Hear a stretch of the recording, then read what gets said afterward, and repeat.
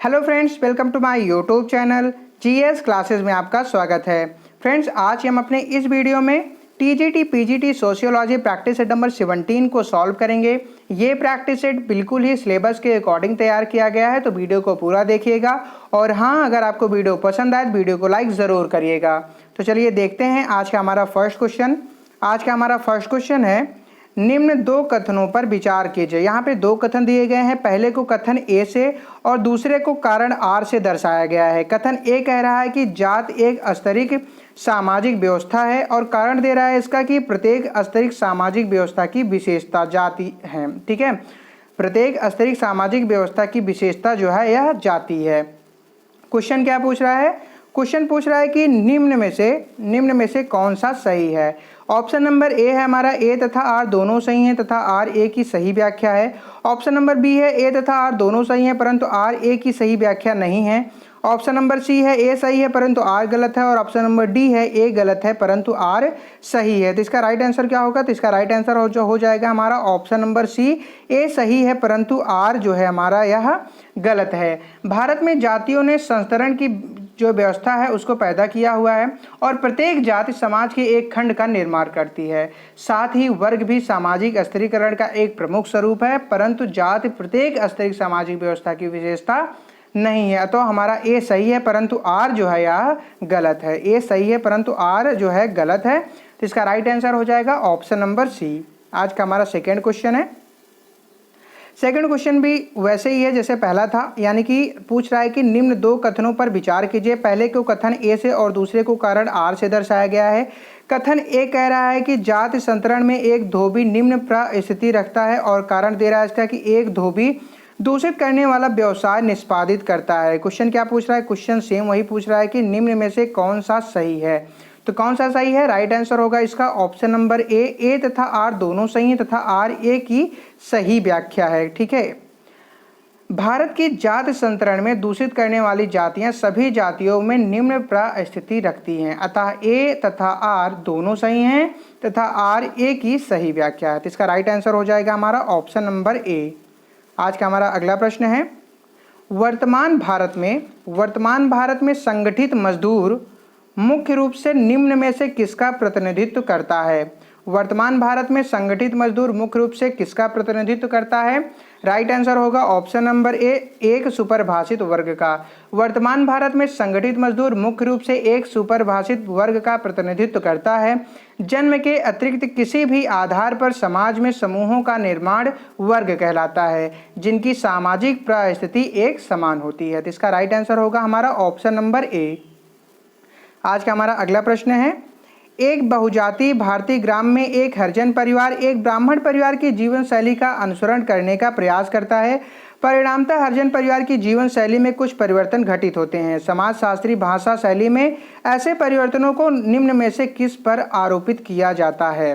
तो किस पर आरोपित किया जाता है? राइट आंसर होगा ऑप्शन नंबर बी, संस्कृतिकरण पर। श्रीनिवास ने जाति गतिशीलता की प्रक्रिया को स्पष्ट करने हेतु संस्कृतिकरण के प्रत्यय का प्रयोग किया है। यह एक सार्वभौमिक प्रक्रिया है। यह कैसी प्रक्रिया है? तो यह एक सार्वभौमिक प्रक्रिया है। तो इसका राइट आंसर होगा हमारा ऑप्शन नंबर बी। आज का हमारा अगला प्रश्न है, सूची 1 को सूची 2 के साथ मिलाइए तथा नीचे दिए गए कूट संकेतों का प्रयोग करते हुए सही उत्तर चुनिए। तो सूची 1 दिया गया है और सूची 2 दिया गया है। सूची 1 में प्रणेता है और सूची 2 में उनके मूल संप्रत्यय हैं। तो ठीक है, तो इसका राइट आंसर क्या हो जाएगा? तो इसका जो राइट आंसर होगा वह होगा ऑप्शन नंबर बी, यानी कि ए का 2 से, यानी कि एंटोनियो ग्राम्ची का किससे होगा? यह होगा मानसिक उपज से। एंटोनियो ग्राम्ची का मानसिक उपज से होगा। बी का 1 से, यानी कि कार्ल मार्क्स का लंपेन सर्वहारा वर्ग से होगा। सी का 4 से, यानी कि डब्ल्यू लॉयड वर्नर का परिस्थिति ख्यात से। और डी का 3 से, यानी कि मैक्स वेबर का जीवन अवसर से। तो इसका राइट आंसर क्या होगा? तो इसका राइट आंसर हो जाएगा हमारा ऑप्शन नंबर बी। आज का हमारा अगला प्रश्न है, व्यक्ति के वर्ग का निर्धारण होता है। व्यक्ति के वर्ग का निर्धारण किसके द्वारा होता है? राइट आंसर होगा ऑप्शन नंबर डी, उसकी सामाजिक परिस्थिति के द्वारा। वीर स्टीड ने, किसने? वीर स्टेट ने वर्ग निर्धारण के 7 आधारों का जो है उल्लेख किया है। पहला है संपत्ति, धन एवं आय। दूसरा है परिवार एवं नातेदारी, तीसरा है निवास की स्थिति, चौथा है निवास स्थान की अवधि, पांचवा है व्यवसाय की प्रकृति, छठवां है शिक्षा और सातवां है धर्म। तो इसका राइट आंसर क्या होगा? इसका राइट आंसर हो जाएगा हमारा ऑप्शन नंबर डी, यानी कि व्यक्ति के वर्ग का जो निर्धारण है वह उसकी सामाजिक परिस्थिति के द्वारा होता है। हमारा आज का अगला प्रश्न है, जनजातीय समाजों में अवस्था समुच्चय को निम्न में से किसका एक आधार माना जाता है? किसका माना जाता है? तो राइट आंसर होगा ऑप्शन नंबर बी, सामाजिक विभेदीकरण को। किसको? सामाजिक विभेदीकरण को। जनजातीय समाजों में अवस्था समुच्चय को सामाजिक विभेदीकरण का एक आधार माना जाता है। Right answer option number B. आज का हमारा अगला प्रश्न है, जातिवाद से हमारा आशय है। जातिवाद से हमारा आशय क्या होता है? तो इसका राइट आंसर हो जाएगा ऑप्शन नंबर बी, यानी कि अपनी जात के समर्थन में केवल पूर्वाग्रह नहीं वरन अन्य जातियों के विरोध में भी पूर्वाग्रहण जो है होना। जातिवाद से हमारा आशय अपनी जात के समर्थन में केवल पूर्वाग्रह नहीं वरन अन्य जातियों के विरोध में भी पूर्वाग्रह का होना है। तो इसका राइट आंसर होगा ऑप्शन नंबर बी। आज का हमारा अगला प्रश्न है, मैक्स वेबर के अनुसार एक परिस्थिति समूह है, कौन सा है? जो इसका राइट आंसर हो जाएगा हमारा ऑप्शन नंबर बी, मान तथा शक्ति पर आधारित। यह किस पर आधारित है? तो यह मान तथा शक्ति पर आधारित है। मैक्स वेबर के अनुसार एक परिस्थिति समूह वह है जो मान, शक्ति तथा प्रतिष्ठा पर आधारित है। वेबर भी स्थिरीकरण का उत्पन्न करने में मार्क्स की भांति वर्गों के महत्व को स्वीकार करते हैं। तो राइट आंसर होगा ऑप्शन नंबर बी। आज का हमारा अगला प्रश्न है, मैक्स वेबर के अनुसार स्थिरीकरण के निम्न तीन आधार क्या हैं? निम्न तीन आधार क्या क्या हैं? राइट आंसर होगा ऑप्शन नंबर सी, वर्ग, परिस्थिति और शक्ति। कौन कौन सी? वर्ग, परिस्थिति और शक्ति। मैक्स वेबर के अनुसार स्थिरीकरण की तीन आधार हैं, पहला वर्ग, दूसरा परिस्थिति और तीसरा शक्ति। आज का हमारा अगला प्रश्न है, निम्नलिखित में से कौन सी एक सामाजिक स्थिरीकरण की सर्वाधिक महत्वपूर्ण विशेषता है? कौन सी है? राइट आंसर होगा ऑप्शन नंबर बी, विभेदीकरण, श्रेणीकरण। स्थिरीकरण द्वारा प्रत्येक व्यक्ति का समाज में स्थान निर्धारित किया जाता है और व्यक्ति की परिस्थिति के अनुसार ही उसे कार्य भी सौंपे जाते हैं। राइट आंसर होगा ऑप्शन नंबर बी। आज का हमारा अगला प्रश्न है, समाज शास्त्र में भूमिका की अवधारणा का संबंध होता है, किससे होता है? राइट आंसर होगा हमारा ऑप्शन नंबर सी, परिस्थिति के व्यवहारिक संगठन से। समाजशास्त्र में भूमिका को परिस्थिति का गतिशील या व्यवहारिक पहलू माना जाता है। डेविस के अनुसार भूमिका वह दंड है जिसके द्वारा व्यक्ति अपनी स्थिति संबंधी आवश्यकताओं की पूर्ति करता है। राइट आंसर होगा इसका ऑप्शन नंबर सी। आज का हमारा अगला प्रश्न है, आधुनिक समाज शासित है। आधुनिक समाज किसके द्वारा शासित है? राइट आंसर होगा ऑप्शन नंबर बी, विधि शासन के द्वारा। आधुनिक समाज जो है यह विधि शासन के द्वारा शासित है। हमारा आज का अगला प्रश्न है, धर्म तथा जादू के कुछ स्वरूपों की परिभाषाएं नीचे दी हुई हैं। इन प्रश्नों के एक या एक से अधिक उत्तर हो सकते हैं। कूटों के अनुसार सही उत्तर का चुनाव कीजिए। इसमें कूट दिया गया है। पहला कूट क्या है? तो पहला कूट है कि आदिम मानव की मानसिक अनुमान का परिणाम धर्म है। दूसरा है प्राणवादी भौतिक तथा प्राकृतिक बदले के अस्तित्व में विश्वास है जो पदार्थ में विद्यमान रहता है। तीसरा है कि जीववाद आत्माओं में विश्वास है जो कि सजीव तथा निर्जीव वस्तुओं में विद्यमान रहती है। और चौथा है कि जादुई प्रक्रियाएं तार्किक विचारों का निष्कर्ष हैं तथा उनका उद्देश्य देवताओं को प्रश्न करना है। तो कूट क्या दिया गया है? कूट दिया गया है, हमारे 4 ऑप्शन दिए गए हैं। तो इसका राइट आंसर क्या हो जाएगा? तो इसका राइट आंसर हो जाएगा ऑप्शन नंबर बी, 2 और 4। क्या हो जाएगा? 2 और 4, यानी कि प्राणवादी भौतिक तथा प्राकृतिक बदले के अस्तित्व में विश्वास है जो कि पदार्थ में जो है विद्यमान रहता है। और चौथा हमारा जो सही है वह है जादुई प्रक्रियाएं तार्किक विचारों का निष्कर्ष है तथा उनका उद्देश्य देवताओं को प्रश्न करना है। ठीक है, तो इसका राइट आंसर हो जाएगा हमारा, इसका राइट आंसर क्या होगा? तो राइट आंसर हो जाएगा हमारा ऑप्शन नंबर बी। आज का हमारा अगला प्रश्न है, निम्न में से किसने जादू को विज्ञान की अवैध बहन, ध्यान रखिएगा क्या पूछा है कि निम्न में से किसने जादू को विज्ञान की अवैध बहन के रूप में कहा है? तो किसने कहा है? राइट आंसर होगा ऑप्शन नंबर बी, फ्रेजर ने। किसने? फ्रेजर ने। फ्रेजर ने जादू को विज्ञान की अवैध बहन के रूप में कहा है। बहुत ही ज़्यादा इंपॉर्टेंट क्वेश्चन है ये। बढ़ते अपने नेक्स्ट क्वेश्चन की तरफ। नेक्स्ट क्वेश्चन है हमारा, भारत में जाति व्यवस्था की उत्पत्ति में निम्नलिखित में से किसने माना विश्वास को एक प्रमुख कारक के रूप में स्पष्ट किया है? तो इसका राइट आंसर हो जाएगा हमारा ऑप्शन नंबर ए, हट्टन ने। किसने? हट्टन ने। आदिम संस्कृत या माना का जो सिद्धांत है का प्रतिपादन हट्टन ने वर्ष 1861 में, कब? वर्ष 1861 में किया है। उन्होंने विभिन्न जातियों के बीच पाए जाने वाले विवाह एवं खान पान संबंधी निषेधों को समझाने के लिए माना का सहारा लिया है। ध्यान रखिएगा, ये बहुत ज़्यादा इंपॉर्टेंट क्वेश्चन है। आज का हमारा अगला प्रश्न है,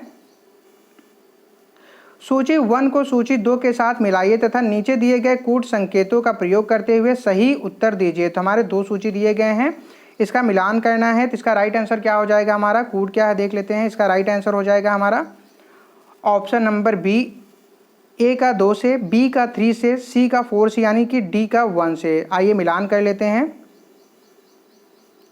पहले का क्या होगा? पहले का ए से, यानी कि ए का जो है 1 से, यानी कि मेरे पतियों से मिलिए। यह जो है एक पतित्व प्रथा है। कैसी प्रथा है? तो यह एक जो है पतित्व प्रथा है। ध्यान रखिएगा कि मेरे पतियों से मिलिए, यह एक पतित्व प्रथा है। दूसरा बी किससे होगा? यानी कि विवाह क्यों करें तथा एक पक्के संबंध को बर्बाद क्यों करें? तो यह किससे होगा? तो इसका राइट जो होगा या इसका जो है हो जाएगा हमारा जो है बी का जो हो जाएगा 3 से, यानी कि माफ़ कीजिएगा, जो हमारा मेरे पतियों से मिलने वाला है, यानी कि मेरे पतियों से मिलने, ये जो है बहुपतित्व प्रथा है। कैसी प्रथा है? तो यह एक बहु जो है पतित्व प्रथा जो है प्रथा है। मेरे पतियों से मिलिए, यह बहुपतित्व जो है प्रथा है। और बी वाला क्या कह रहा है कि विवाह क्यों करें तथा एक पक्के संबंध को बर्बाद क्यों करें? यह जो है सहमतिजन्य संज्ञा है। यह जो है 3 से मिल जाएगा। और सी क्या कह रहा है कि यह मेरी पहली पत्नी थी, सावित्री मेरी तृतीय पत्नी थी और अब उनका पुनर्विवाह हो गया। यह किससे होगा? तो यह हो जाएगा क्रमिक एक पत्नी प्रथा से। किससे? क्रमिक एक पत्नी प्रथा से। और ऑप्शन नंबर डी दिया है कि डी वाला है कि मेरा एक तथा केवल एक पति है। यह जो है हो जाएगा एक पतित्व प्रथा से। यह किससे हो जाएगा? तो यह एक पतित्व प्रथा से हो जाएगा। तो उम्मीद करता हूँ आपको समझ में आ गया होगा। तो चलिए बढ़ते हैं अपने नेक्स्ट क्वेश्चन की तरफ। बाय द वे इसका राइट आंसर क्या था? तो इसका राइट आंसर हो जाएगा ऑप्शन नंबर बी। आज का हमारा अगला प्रश्न है, उसमें भी यही सेम चीज़ पूछा है कि सूची 1 को सूची 2 के साथ सुमेलित कीजिए तथा जो कूट संकेत दिए गए हैं उनका प्रयोग कर सही उत्तर चुनिए। तो इसका राइट आंसर क्या हो जाएगा? इसका राइट आंसर हो जाएगा ऑप्शन नंबर बी, यानी कि ए का 4 से, यानी कि मैक्स मूलर का प्रकृति देववाद से होगा। किससे? मैक्स मूलर का प्रकृति देववाद से होगा। ईवी टाइलर का किससे होगा? तो ईवी टाइलर का किससे होगा? तो यह हो जाएगा जीववाद से। यह हो जाएगा जीववाद से। इमाइल दुर्खिम का किससे होगा? तो इमाइल दुर्खिम का हो जाएगा टोटमवाद से। किससे? टोटमवाद से। और अगस्त कामटे का हो जाएगा जड़ पूजा से। ठीक है, तो इसका राइट आंसर क्या होगा? इसका राइट आंसर हो जाएगा हमारा ऑप्शन नंबर बी। आज का हमारा अगला प्रश्न है, जनजातियों में धर्म एक सामान्य स्वरूप को जिसका काल तथा देश अत्यंत पृथक्करण किया गया है समाजशास्त्री कहते हैं। क्या कहते हैं? राइट आंसर होगा इसका ऑप्शन नंबर सी, टोटमवाद कहते हैं। जनजातियों में धर्म के एक सामान्य स्वरूप को जिसका काल तथा देश अत्यंत पृथक्करण किया गया है उसको समाजशास्त्री टोटमवाद कहते हैं। राइट आंसर होगा ऑप्शन नंबर सी। आज का हमारा लास्ट प्रश्न है, निम्नलिखित धर्मों में से कौन एक ईश्वरी भिमुखी नहीं है? तो कौन सा एक ईश्वरी भिमुखी नहीं है? तो राइट आंसर होगा ऑप्शन नंबर सी, बौद्ध धर्म। बौद्ध धर्म ईश्वरी भिमुखी नहीं है, इसमें ईश्वर का कोई स्थान नहीं है। अर्थात बौद्ध धर्म नास्तिकों का धर्म है। अष्टांग मार्ग के द्वारा इन्होंने निर्वाण की प्राप्ति संभव बताया है। तो इसका राइट आंसर होगा ऑप्शन नंबर सी।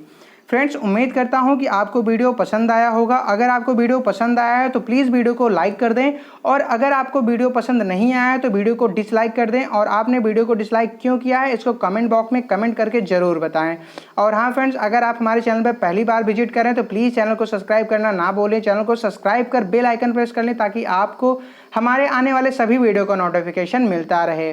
तो चलिए हम अपने मिलते हैं नेक्स्ट वीडियो में, तब तक के लिए जय हिंद, वंदे मातरम।